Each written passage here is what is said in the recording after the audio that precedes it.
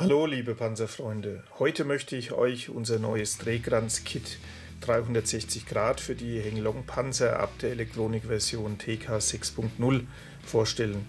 Zum Lieferumfang gehört hier ein Kabel mit 5 Stecker und ein LED-Stecker für das Turm-MG mit diesem Schleifkontakt hier. Hier haben wir einen Drehkranz, das ist jetzt in dem Beispiel der kleine Drehkranz mit 100 mm Durchmesser von Zacke zu Zacke. Wir haben hier diese Steckerbuchse, die kommt in den Turm. Dann haben wir eine Kunststoffummantelung für die Verkabelung hier, damit die ordentlich zusammen bleibt.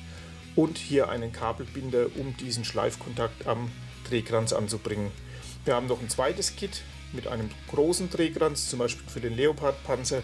Das ist dieser hier. Hier haben wir einen Durchmesser von 137 mm von Zacke zu Zacke. Ich hoffe, das kurze Video hat euch gefallen. Wenn ja, lasst einen Daumen nach oben da, da würde ich mich freuen. Im nächsten Video zeigen wir euch, wie dieser Drehkranz eingebaut wird. Bis bald. Tschüss.